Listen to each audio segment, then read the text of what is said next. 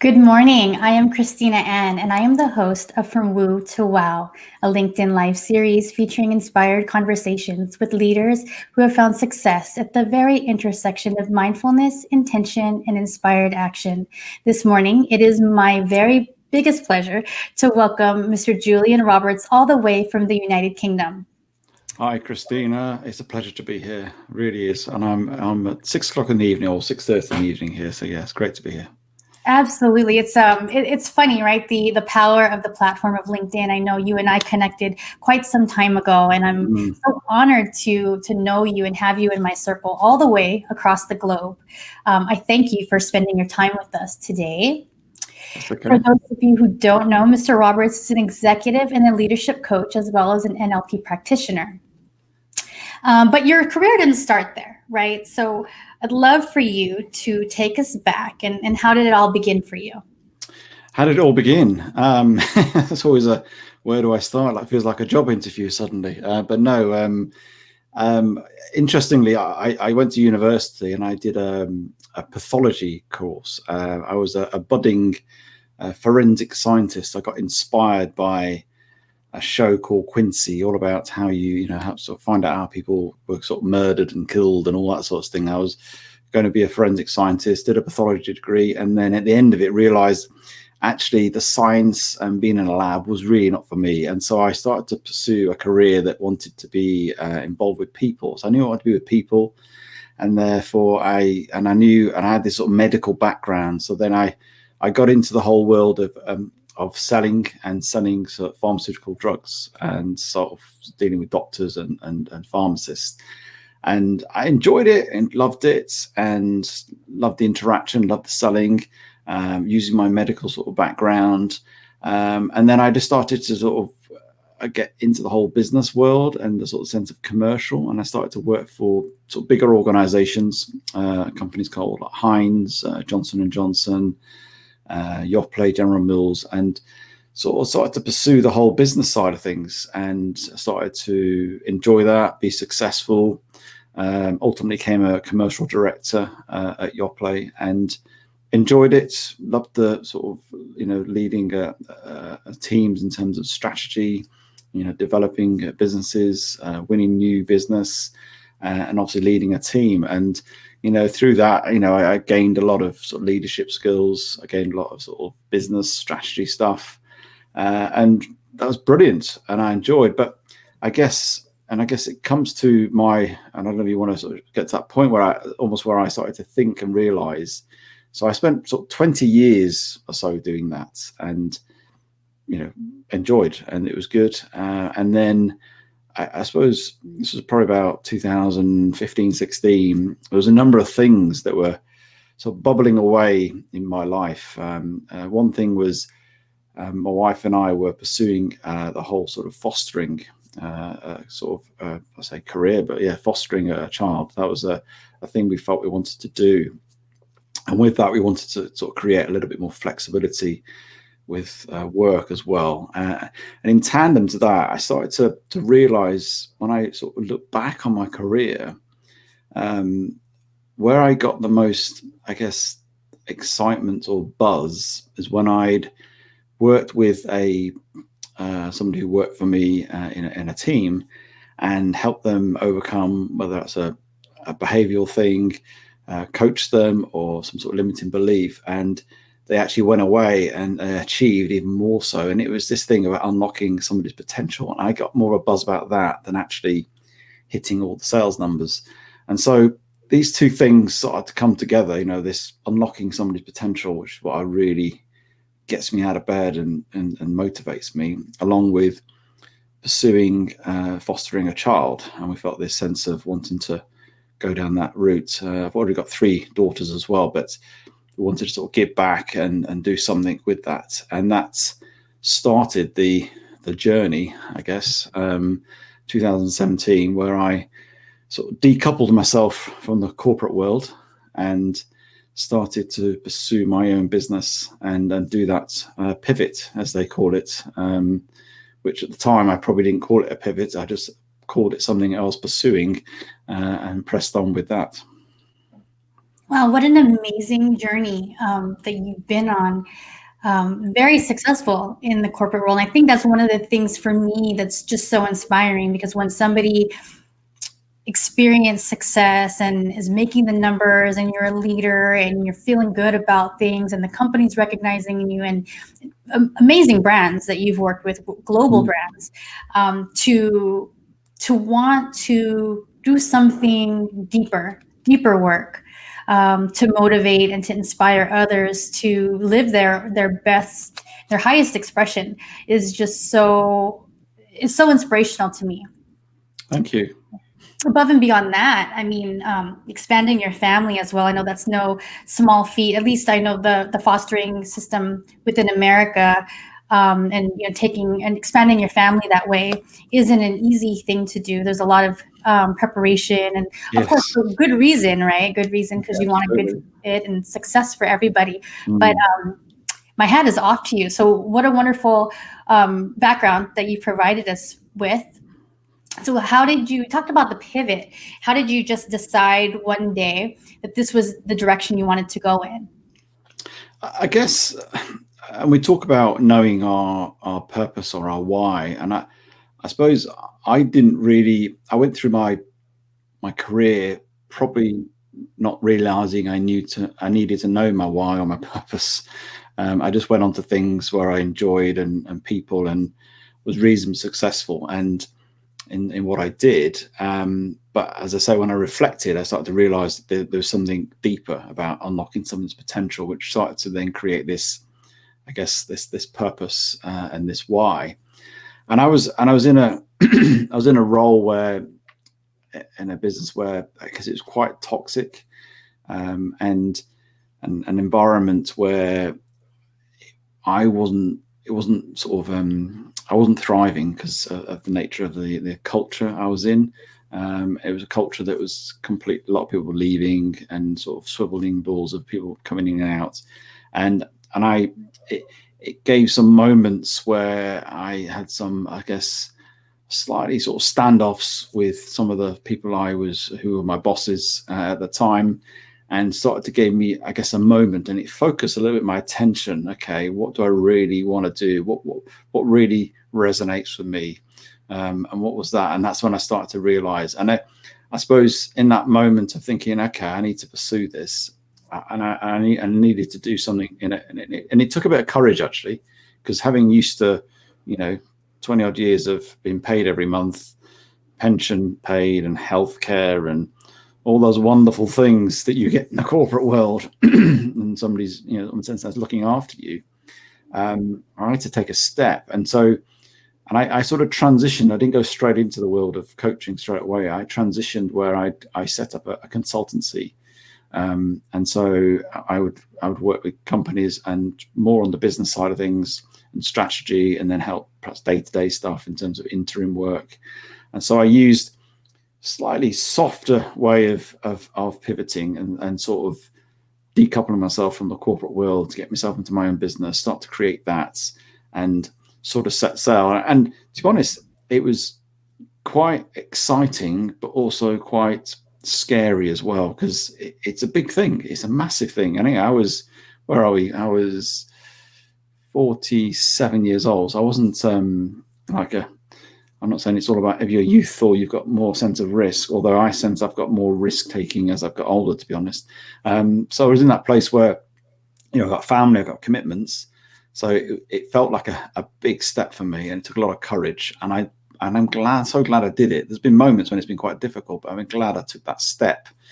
But what was the driver was this purpose and this why, knowing that I wanted to unlock potential, which was the driver to become a coach, but it was also the driver to, you know, go after the sort of fostering route as well. So that was the sense of what drives me, and what drives what I do, and why I do it, and why I get excited, and sort of coaching people and seeing people transform and change and do some great exploits through me spending some time with them. So that was the moment that happened. That was like 3.5 years ago. Wow, that's great. There's a lot there, I think. A lot of times you talked about this growing disenchantment with the current circumstance, even though you're enjoying all the benefits of corporate, as we all know, right? The salary, the bonuses, the the medical benefits, all those things, all the insurances, etc. But then not being able, I think, to I guess be okay with the misalignment with what your calling was. And then going from that situation to a bridge. Because I think a lot of people who are in corporate now or may have just been laid off and they have an end goal. Maybe they want their own business or they Mm. want to be a life coach or they want to do something completely different. But working in that interim, finding what it is that they have experience in, that they can Mm. land some easy contracts to get them over that hump while they're figuring the rest out. I think is important, especially this year where there's a lot of layoffs going on. A lot of people may not even be laid off, but because of all the chaos and the uncertainty of it all, it's really taking this time Mm. to regroup and go deeper within to figure out what that next chapter is going to look like. Yeah, and it's interesting because at the time I always had this almost a metaphor in my head as all what I initially did was like I was in a harbour. I was stepping onto a boat in a harbour. I had a sort of a comfort of what I knew. It was business. I was doing stuff, connections I knew, and I was doing this sort of a bit of interim stuff, getting a few short-term contracts, and then doing a bit of strategy, a bit of consultancy. And it felt like I was sort of in a sort of safe-ish place, although I'd sort of stepped away. And then as I then started to then train as a coach and qualify as a coach and invested in that, which took me about a year to do, I then almost at one point I almost felt like I turned around and I was way out in the ocean. I couldn't see the shoreline at all, and I was quite excited by that, and I knew where I was going. And I talked to a lot of my clients about this. Is once you get your GPS or awareness of your GPS of who you are, your why, your mission, your purpose, however you want to term it, that will always give you the direction and that whether it's intuitive things, but also when you get faced with opportunities or challenges, you can always align it or filter it through the your own purpose. And that's been my almost guiding light, really. And that's a big thing I've learned. It's a way of helping you navigate the difficulties, because there always will be, albeit pandemic, there'll still be difficulties, in your business, in your personal life, and making sure you have that sort of purpose that will keep you going, keep you motivated, and keep you sort of pressing on to for that success. And then how that come off your goals and outcomes that will do the how bits and delivery of that. So yeah, that's what I found. Yes, so important, I think, coming back to the why and revisiting that, reminding yourself of that, and making sure that your actions, on the daily and then longer term actually align to that why. And a lot of times you may not even have the end goal in sight or know the middle steps to get there. And I think that's the scary part where, it's not like you're in college, you pick a major, you've got the whole plan set out, just pick the courses, or you're in corporate and you know the steps to get to whatever, if you want to become vice president one day, president, CEO, what have you. But that career path that's already laid out for you as an entrepreneur and really trying to establish your highest expression takes a little bit of faith in taking the steps forward in the unknown. It is, and it is, and it's I always have this expression, and I tell myself this is to get comfortable with being uncomfortable. And it's that sense of, and I know it's a very cliche thing, we only grow when we're outside our comfort zone, but reality is it's really true. and and the reason why you grow is because you're putting yourself under a bit of stress in terms of your psychology that causes you to, create connections, be creative, be resourceful, all those things that start to then start to see opportunities that you'd never seen before because you're out that zone. You've got different perspectives on things. You start to then think about collaborations. I've got a mission in terms of my business and who I am, is to unlock the potential of 100,000 leaders. And I set it out last year, and because I felt I needed to put a number on it. I don't know why, I just did. And it's created, and why I did that, not that it's all about a number, but it pushed it beyond my sort of hand sort of grasp. It pushed me to a sort of vision that's a little bit bigger, well, a lot bigger than me, and how I do that. I don't know how I'm going to do that, but what's come out of that, I've had collaborations. I've launched 2 podcasts this year. I've, not just speaking to you and connected with you in the last year, I've connected with hundreds of people all around the world, and in different guises, whether it's sometimes business opportunities, sometimes just conversations. It's caused me to step out into various ways, get collaborations, get ideas, launching online courses, interacting with people, and obviously during pandemic, helping clients and businesses as well to sort of navigate through it. So it pushes you. It creates, having a sort of a vision that's bigger than you makes it is uncomfortable. You've got to be uncomfortable with it. Causes you to be more resourceful. And I think that's where you start to grow. And the great thing about it, it becomes really exciting. And I'm starting to like and feel this uncertainty. I used to be very much, in a context of corporate world, I'd go into a call with a customer or a plan with a internal. I'd have my objectives and it's all good thing, and a structure, what I was going to achieve, how I was going to do it. Fairly safe, really. Now, I don't have as that. Not that I don't have a plan, but I do have ideas and how I'm going to do things. But I'm a little bit more open to a little bit of inner wisdom and a little bit about what else might come. And as long as I'm guided by, my purpose, then let's see what happens. Let's see what happens out of that. And that to me makes it more exciting. And I've probably got more energy about life now than I did when I was early 20s. I love it. It's all about, you talked about having a lot of comfort and checking off the boxes, and you probably felt so smart and so accomplished every single day. And you had your emails checked off and going to this meeting and sending off this email and these comms, this meeting, all those things. It's endless. But at the same time, it also limits you, right, in the things that you can do. And so navigating for yourself out of your purpose and your passion, and just kind of picking up on the signs. I genuinely believe that when you start the momentum and you reach out to others and you just put that energy out there, the world's going to reflect back to you what it needs and how you can be of best service. Absolutely. Yeah, no, I totally agree. And, I work with my clients, I'm a trained and a qualified coach, ICF trained. And yes, I have some, I do grow model, I do NLP, I have various tools that I use, but I don't have a specific plan when I have an interaction with a client. Yes, we talk about the outcomes they want to achieve over the engagement with me, but I don't go, right, okay, therefore we're going to do this, this, this, and this. So each session will be based on where the agenda of the client goes, based on what their sort of subconscious is really telling them what they want to deal with and sort out.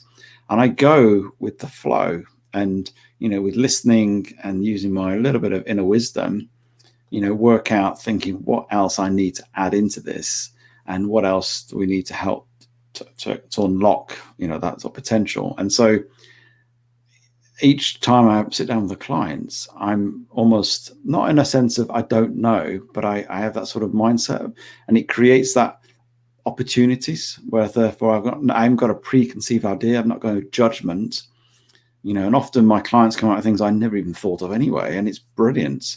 And that's the different perspectives. And I'm learning far more to be more comfortable with that sort of slightly not knowing, and have those moments where there's silence for a couple of minutes, and which is amazing, powerful, because it creates them to reflect, but being comfortable with that sort of silence and allowing that to work through. And so I'm more and more doing that, and I love it. And yes, I bring in stuff I need, tools that will be helpful, and if they need to, I will give them some sort of specific advice in that sense. But as a coach, I'm there to facilitate their outcomes, whatever they're after. I love that. I think it's a collaboration, right? And you're co-creating together. You have no idea how the week or the month interval, however, the time space that you go between your meetings, how things are going to transpire. Just like anything in life, right? We can't be sure of the outcomes, and so it's really about feeling out, where the client is time after time and meeting them where they need to be. Somebody in the audience, LinkedIn user, is asking, how do you stay positive through the journey? How do I stay positive? Yes. A number of things. I suppose I'm an optimist. Sort of where I'm. My definition of optimism is I'm rooted in reality, which is really important. I'm not into the positive mental attitude. If you think it's positive, it's all going to be great.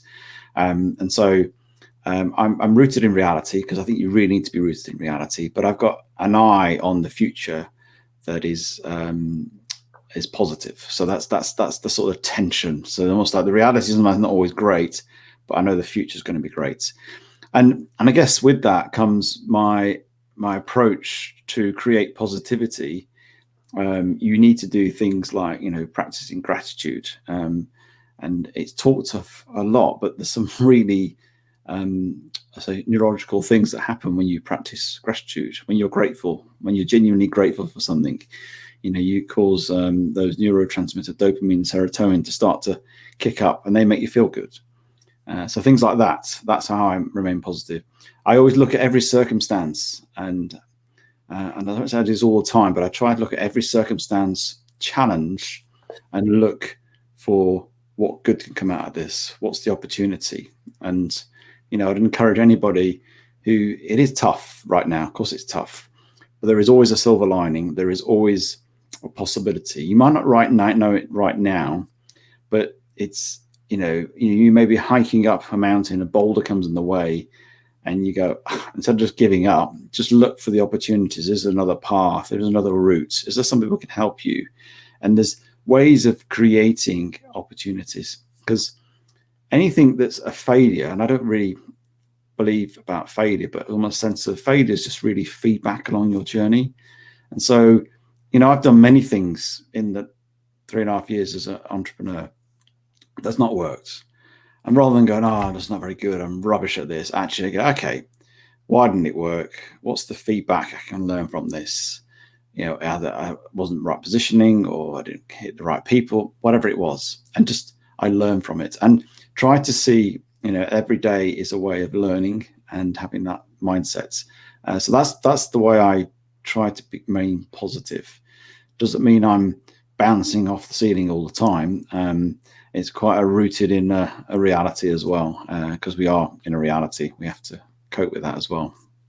Absolutely. I think that's kind of where it's a balance, right? Of following your intuition, always having that faith that whatever is going to come next will be for your highest good and your best expression while you're here. But then also taking actionable steps to evaluate what's going on, why, as you said, why things may not have worked out as you had anticipated, and where can you redesign the next steps to get further in the path. And you're always learning. I mean, this year especially, I know it's a lot of people talk about how hard it's been and all of the chaos and the negativity, but really there's a lot to be thankful for as well. The time, to reflect, the time in the home that we never would have had if we don't already work from home.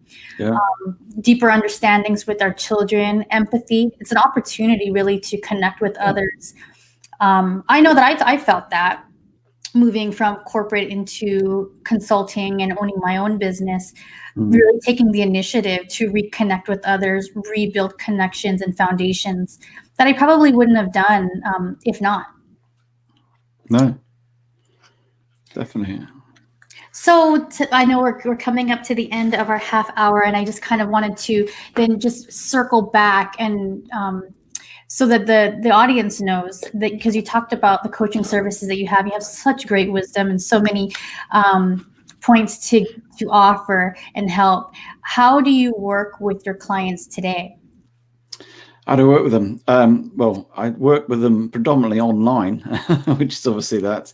But I see myself as somebody who will be a facilitator of their goals, outcomes that they come up with. And as I said before, I spend a lot of time at the front end with my clients in getting those outcomes and goals that are, make sure they're positive, make sure they're forward, and they really are goals and outcomes as opposed to remedies or problems, because often people do sort of hark back to the problems in their lives as opposed to what do they really want.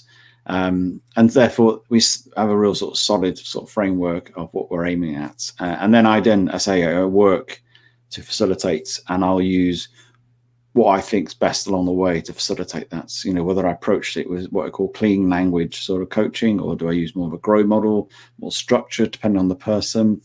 Do I use some NLP techniques, a whole host of stuff? And so that's the approach really. It's not one size fits all. It's led by their agenda, led by what their subconscious wants and how we're going to unlock it, and get for those some aha moments, and also those moments where it really does create that transformation. So that's how I work with them. I love all of that, especially just given the current climate, if you will, and we're closing in on the end of the calendar year, and I know a lot of people will, obviously ultimately have New Year's resolutions and refining and recalibrating their next steps in their path, and having somebody like you in their corner, it's just an amazing resource. Somebody had asked about how do you stay positive, and part of that really is gathering up the right resources to invest in yourself, to create that momentum to move forward. Yeah, and the thing is, I always say to people, and this is the confidence I always say to people: if you've created a goal, as in Christine, if you count with a goal that you created, nobody told you to do it, as long as it's positive and it's future focus, I have absolute confidence that you can deliver on it. And the reason I say that is not because I'm amazing or anything like that. It's because you have got all the resources, because you wouldn't have created it otherwise, because your body only creates things that can have all the resources to deliver on it. So that's what I say to my clients, and they always go, really? And they've come up with these goals, and therefore that's the confidence I have. So I'm just there to facilitate and help them. So that's my sort of sort of focus really, and how I sort of instill a bit of confidence in that sort of coaching session. I love it, and we can all use some of that in our lives for sure. So, Julian, I really want to say thank you for sharing your light with us, taking us through your path, your personal growth, and your family. I'm hoping they're all well, and the girls are grinning and growing during this time as well. Yes, they are. Thank you. You've got 4 now, right? So it's full house. Girls. Yes. That's awesome. But anyway, thank you so much for joining me here. I'm going to update the show notes if anyone wants to connect with Julian after the show to talk about his services and where they might want to grow with him. And then we are going to be taking a couple weeks off from the programming just towards the end of November as we head into holiday. And then we'll be back in December with additional guests. But in the meantime, I just want to wish everybody, especially in America, happy Veterans Day. I want to say thank you to all the men and the women in the armed forces. Without you, we definitely could not enjoy all of these freedoms and protections that we do. So I tip my tiara to you. And again, Julian, thank you so much for joining us. Until next time, aloha and mahalo. Yeah, thank you for having me. Appreciate that.